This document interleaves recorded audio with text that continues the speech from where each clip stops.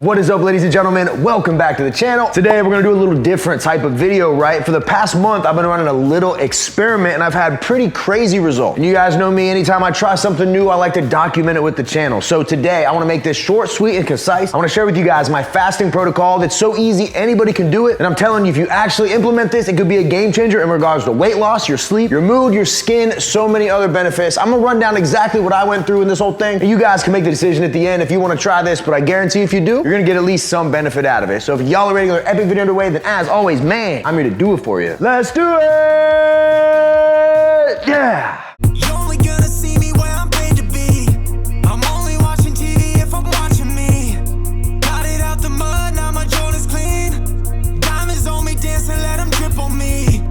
Bring a couple bottles, put it on my... All right, guys, before we get this thing going, you already know I give away a box of the best tasting protein bar in the world, the Anabar, in every video. If you want to enter that giveaway, all you got to do is hit that thumbs up button, be subscribed to the channel, leave a comment down below. I pick a winner and announce them in every video. In the meantime, if you want to try out Anabar, we just launched in all Hy-Vee locations. If you have one of those near you, stop in, check it out. We're also in every single HEB. And as always, you can check out theanabar.com. My code RGF10 saves you money, and I promise you'll be getting the best tasting protein bar in the entire world. Appreciate all the support. Enter that giveaway. Now, let's get to the video. So in this video, I'm going to cover my exact fasting protocol, right? Nothing crazy.